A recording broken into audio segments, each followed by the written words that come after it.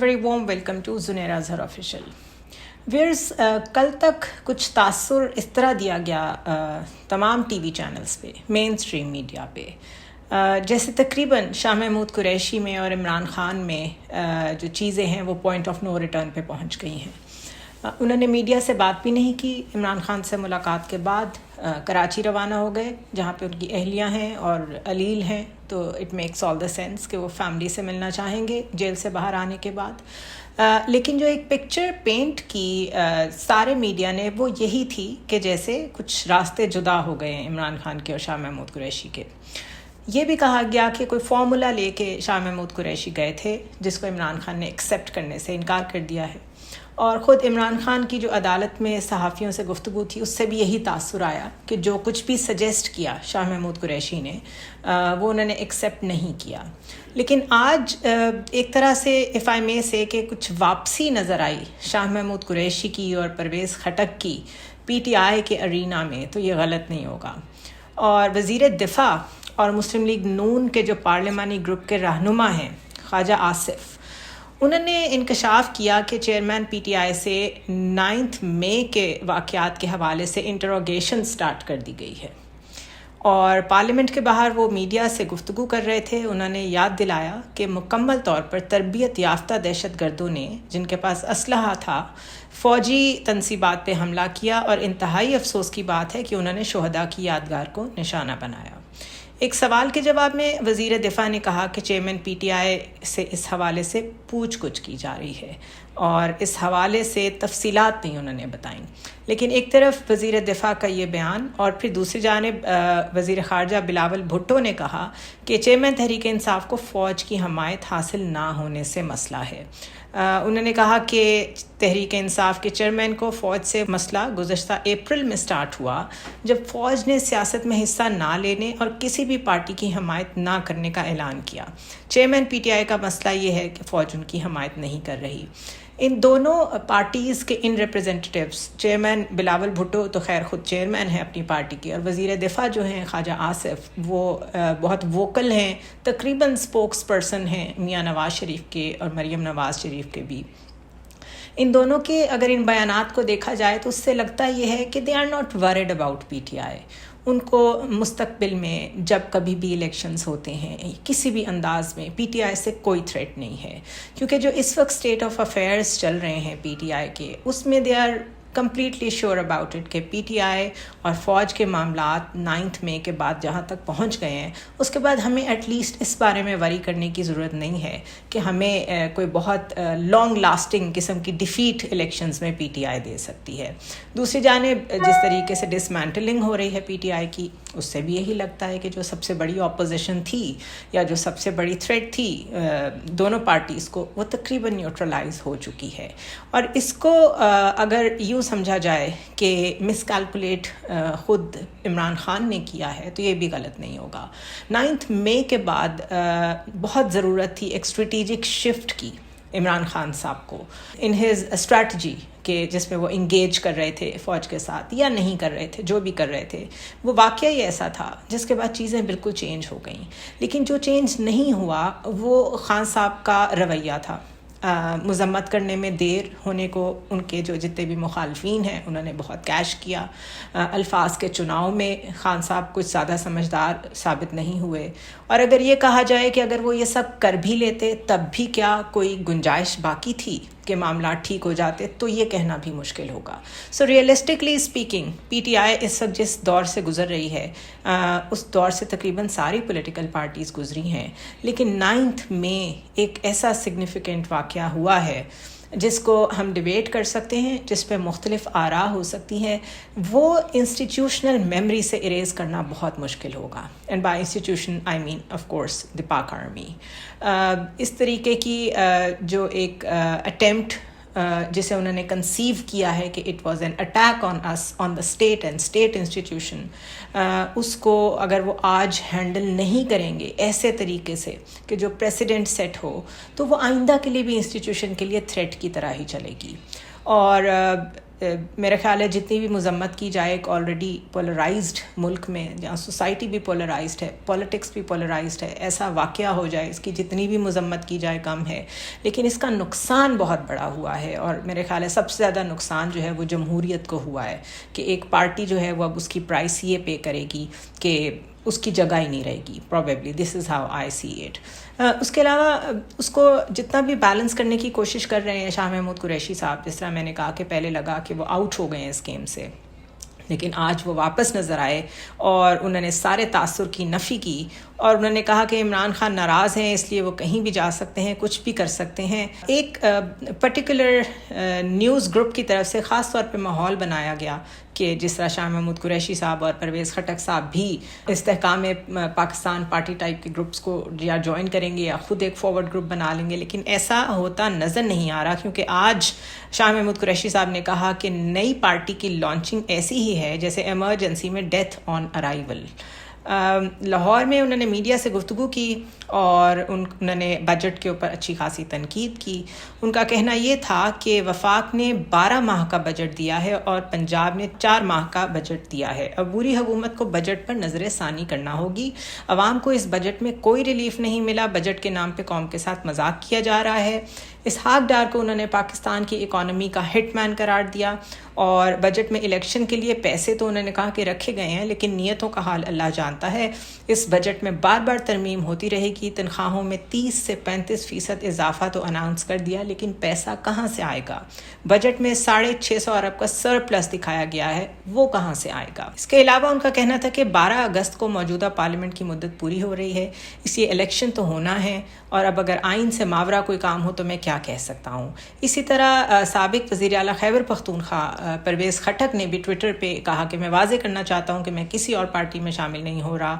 انہوں نے جہانگیر ترین سے اپنی ملاقات کی کمپلیٹ تردید کی کہ ایسی کوئی بات نہیں ہے، اور اس حوالے سے سوشل میڈیا پر جو خبریں چل رہی ہیں وہ مکمل جھوٹ پہ مبنی ہیں۔ اور تحریک انصاف کا جو معاشی ٹیم کا اجلاس ہوا ہے اس میں کافی عرصے بعد سابق وزیر خزانہ شوکت ترین بھی نظر آئے، جس میں معاشی ٹیم کے ڈفرینٹ اور لوگ بھی شامل تھے، جس میں حماد اظہر بھی شامل ہیں۔ لگتا یوں ہے کہ بہت سوچ سمجھ کے جو ایک ریپل ایفیکٹ کریٹ ہوا استحکام پاکستان پارٹی کی کل اناؤنسمنٹ کے بعد، وہ بڑا نیگیٹو تھا۔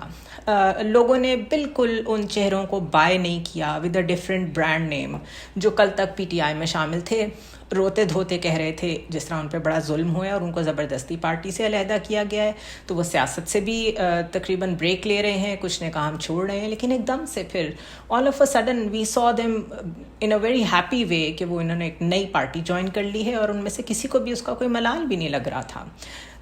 تو شاید فیصلہ یہ کیا گیا ہے کہ یہ اس طرح کی جو ایفرٹس ہوتی ہیں to create a forward block, a new party, خود جہانگیر ترین ابھی تک نااہل ہی ہیں، تو وہ ایک نئی پارٹی بنا بھی سکتے ہیں کہ نہیں بنا سکتے؟ اگر بناتے ہیں تو اس میں کیا وہ کنگ میکر کے طور پہ رہنا چاہتے ہیں کہ ان کا انفلوئنس رہے آنے والے ٹائمز میں جیسی بھی گورنمنٹس بنتی ہیں ان میں، یا وہ خود الیکٹورل پالیٹکس میں آنے کے لیے بھی ایفرٹ کریں گے کہ کسی طرح ان کی نااہلی ختم ہو جائے؟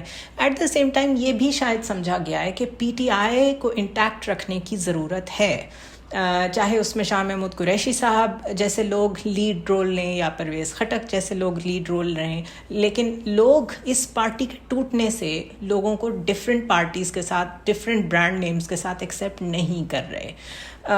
اگر ایسا کہیں سوچا گیا ہے، دس از مائی ازمپشن کہ اگر ایسا سوچ سمجھ کے کیا جا رہا ہے تو یہ اچھی بات ہے۔ اگر چیئرمین تحریک انصاف کے ساتھ اس وقت تعلقات اور اس وقت معاملات ٹھیک نہیں ہیں تو اس کا اثر ایک پوری پارٹی پہ نہیں پڑنا چاہیے، ایک ڈیموکریٹک پروسیس ہے۔ ہو سکتا ہے کل کو جس طرح نواز شریف صاحب کوشش کر رہے ہیں اپنے آپ کو ایگزونریٹ کرانے کی اور اپنے اوپر لگے ہوئے سارے الزامات ختم کرانے کی، ہو سکتا ہے اگر فیئر ٹرائل ہو، سارے معاملات ٹھیک طریقے سے چلیں تو عمران خان بھی کل کو اسی ارینا میں ہمیں واپس نظر آئیں، کیونکہ ووٹ بینک وہ بھی کہتے ہیں اور ہم سب بھی جانتے ہیں کہ پی ٹی آئی کا جو ووٹ بینک ہے وہ اصل میں عمران خان کا ہے۔ بٹ لیٹ سی، کیونکہ ووٹ بینک بھی اب کویسچنیبل ہو گیا ہے، جو جس طریقے سے حلقہ بندیاں ابھی تک نہیں ہوئیں، پہلے سینسس پہ جھگڑے چل رہے ہیں، حلقہ بندیاں اگر ہونی ہیں تو کم از کم 2 مہینے کم از کم اس کے لیے چاہیے، اور اگر دیکھا جائے 12 اگست کی ڈیٹ کاؤنٹ کی جائے تو 2 مہینے ہمارے پاس ہارڈلی ہیں الیکشن کرانے کے لیے۔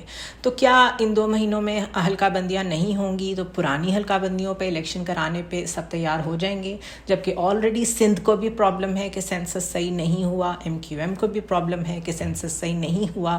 سو ہم ووٹ بینک کو ڈسکس کر سکتے ہیں، ہم الیکشنز کو ڈسکس کر سکتے ہیں، but there are too many ifs and buts between now and August 12.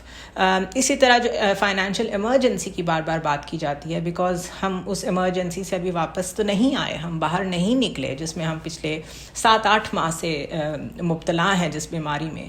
تو کیا اس کے ساتھ الیکشنز کروائے جا سکتے ہیں؟ کیا یہ فنڈز اویلیبل ہیں؟ بجٹ میں تو شو کروا دیے گئے ہیں، لیکن عدالت میں یہی کہا گیا تھا کہ ہمارے پاس فنڈز نہیں ہیں. تو there are too many ifs and bits.